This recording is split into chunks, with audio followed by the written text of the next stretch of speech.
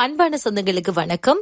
மத்திய கிழக்கு நாடுகளை மீண்டும் பதற்றத்தில் ஆழ்த்தியுள்ள இஸ்ரேல் காசா மோதல் இன்று உலக அளவில் பெரும் கவனத்தை ஈர்த்துள்ளது. காசா பகுதியில் இஸ்ரேல் ராணுவம் மேற்கொண்ட தாக்குதலில் பெண்கள் மற்றும் குழந்தைகள் உட்பட குறைந்தது 19 பேர் உயிரிழந்திருப்பதாக உள்ளூர் அதிகாரிகள் தெரிவித்திருக்கின்றனர். இந்த தாக்குதல் முன்னதாக செய்யப்பட்ட ஒப்பந்தம் மீறப்பட்டதாக கூறி இஸ்ரேல் தரப்பால் நடத்தப்பட்டதாக தெரிவிக்கப்பட்டுள்ளது. இதனால் பொதுமக்கள் பாதுகாப்பு குறித்து உலக நாடுகள் கவலை தெரிவித்துள்ளன. மத்திய கிழக்கு பகுதியில் போர் பதற்றம் மீண்டும் அதிகரித்திருக்கிறது. ரஷ்யா உக்ரைன் போர் இன்றோடு 1441வது நாளை எட்டியுள்ளது. உக்ரைன் நகரங்களில் ரஷ்யா மேற்கொண்ட தாக்குதலால் பல குடியிருப்புகள் சேதமடைந்துள்ளன. மின்சாரம், தண்ணீர் வசதி மற்றும் அடிப்படை சேவைகள் பல பகுதிகளில் பாதிக்கப்பட்டுள்ளன. இதற்கிடையில் போருக்கு முற்றுப்புள்ளி வைக்கும் நோக்கில் அபுதாபியில் அமைதி பேச்சுவார்த்தை ஆரம்பமாகியுள்ளது. ஆனால் இதுவரை உறுதியான முடிவு எதுவும் எடுக்கப்படவில்லை. உலக மக்கள் இந்த போர் எப்போது முடியும் என்ற கேள்வியுடன் காத்திருக்கின்றார்கள். உலக தொழில்நுட்பத் துறையில் பெரும் பரபரப்பை ஏற்படுத்தியுள்ள ஒரு சம்பவம். பிரான்ஸ் நாட்டில் எக்ஸ் நிறுவனம் அலுவலகத்தில் போலீசார் திடீர் சோதனை நடத்தினர்.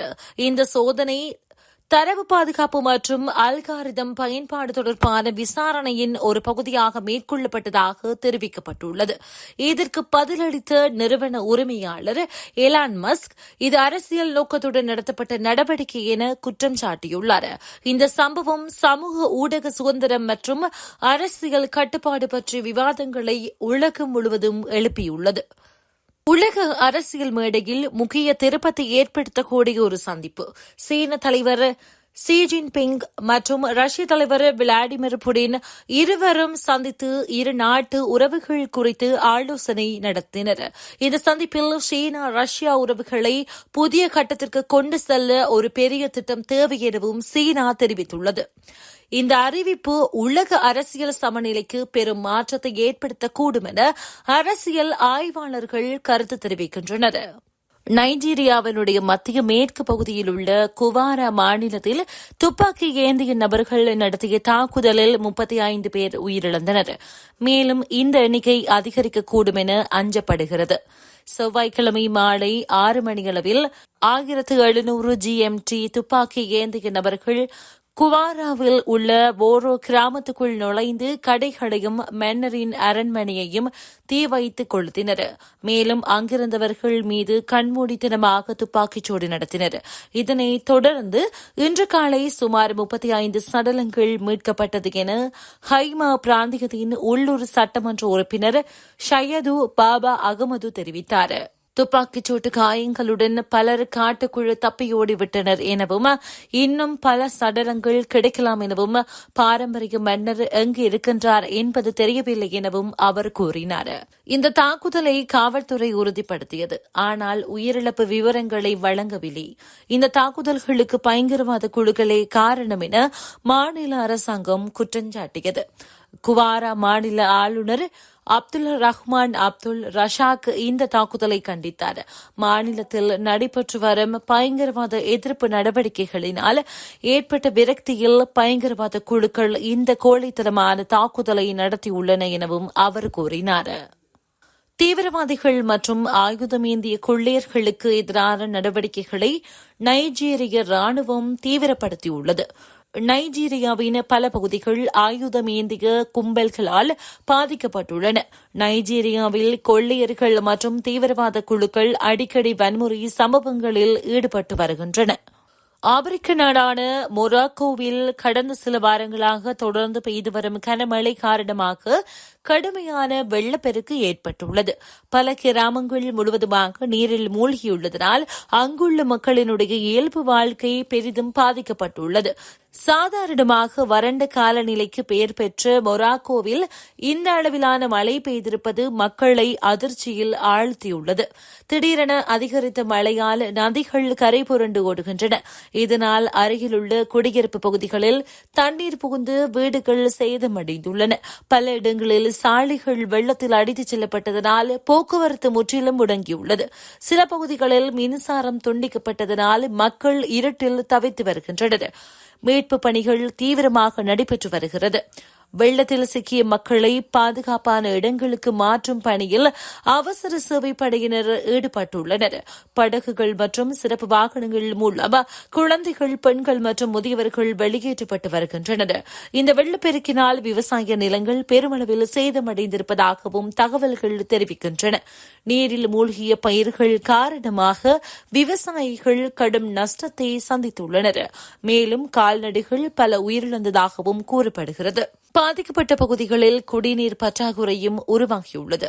இதனால் நோய்கள் பரவும் அபாயம் இருப்பதாக மருத்துவ நிபுணர்கள் எச்சரிக்கை விடுத்துள்ளனர். மொராக்கோ அரசு அவசர நிலையை அறிவித்து மீட்பு மற்றும் நிவாரணப் பணிகளை வேகப்படுத்தியுள்ளது.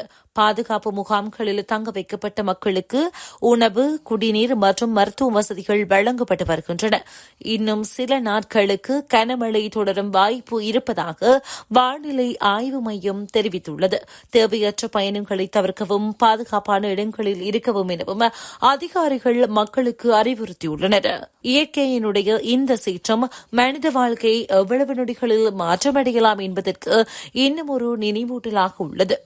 பாகிஸ்தானில் மீண்டும் பதற்றம் அதிகரித்துள்ளது. கடந்த சில நாட்களாக தொடர்ச்சியாக நடைபெற்று வரும் பயங்கரவாத தாக்குதல்கள் அந்த நாட்டினுடைய பாதுகாப்பு அமைப்புகளுக்கு பெரிய ஒரு சவாலாக மாறியுள்ளது. இந்த தாக்குதலுக்கு பின்னால் இருப்பதாக சந்தேகிக்கப்படுவது பலூச் விடுதலை ராணுவம், சுருக்கமாக BLA என அழைக்கப்படக்கூடிய ஆயுத அமைப்பு. பாகிஸ்தானின் தென்மேற்கு பகுதியில் உள்ள பலூசிஸ்தான் மாகாணம் இயற்கை வளங்களில் செழிப்பான ஒரு பகுதி. ஆனால் அங்கு வாழும் பலூச்சின மக்கள் பல ஆண்டுகளாக தங்களுக்கு உரிய உரிமைகள் கிடைக்கவில்லை எனவும், வளங்கள் சரியாக பகிரப்படவில்லை எனவும் குற்றம் சாட்டி வருகின்றனர். இதன் பின்னணியில் உருவானதே இந்த பலூச் விடுதலை ராணுவம். இந்த அமைப்பினுடைய முக்கிய நோக்கம் பலூசிஸ்தானை பாகிஸ்தானிலிருந்து பிரித்து தனிநாடாக உருவாக்க வேண்டும் என்பதாகவும் கூறப்படுகிறது. சமீபத்தில் நடந்த தாக்குதல்களில் பாதுகாப்பு படையினர், அரசு கட்டடங்கள் மற்றும் சில முக்கியமான அமைப்புகள் குறி வைக்கப்பட்டதாக தகவல்கள் தெரிவிக்கின்றன. சில இடங்களில் வெடிகுண்டு தாக்குதல்கள் மற்றும் துப்பாக்கிச்சூடு சம்பவங்களும் பதிவாகியுள்ளன. இந்த சம்பவங்களில் பலர் உயிரிழந்ததாகவும் பலர் காயமடைந்ததாகவும் அந்த நாட்டு அதிகாரிகள் தெரிவித்துள்ளனர். உயிரிழப்புகளினுடைய சரியான எண்ணிக்கை குறித்து தொடர்ந்து தகவல்கள் வெளியாகி வருகின்றன.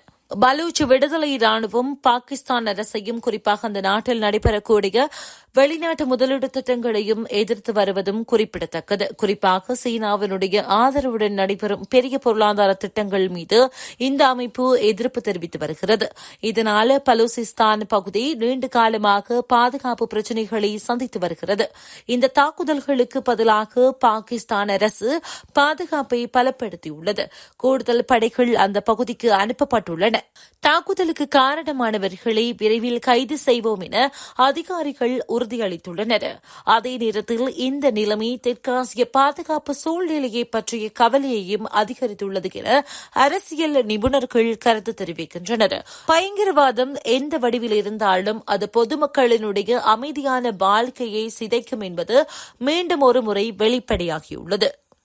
இன்று வெளியான இந்த முக்கிய செய்திகள் உலகின் எதிர்காலத்தை தீர்மானிக்கக்கூடியவை.